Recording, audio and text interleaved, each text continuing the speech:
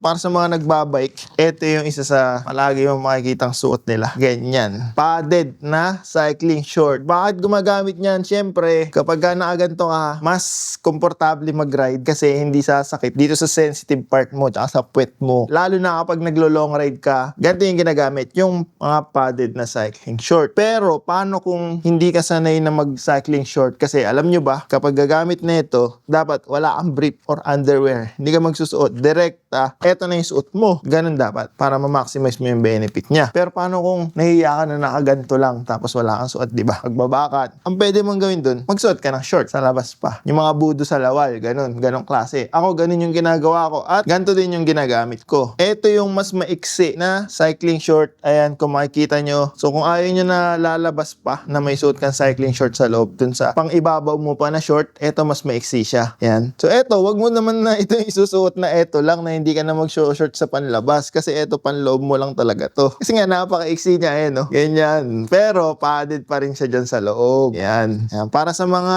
shy type na ayaw mag-fully commit sa bib passion, cycling short passion, sa sinusot ng mga batak mag-bike. Pero syempre gusto niyo yung benefit na merong padding na suot nyo para hindi masakit sa puwet kung maglo-long ride kayo. Mas tatagal kayo na nakaupo sa saddle nyo. Ito, yung pwede nyong alternative. Kaysa mag-underwear kayo tapos magsusot pa kayo ng short, di ba? Ito na lang yung parang gagamitin yung underwear. Yan. Kung sa nakakabili na ito, lalagay ko sa yellow basket, check nyo na lang.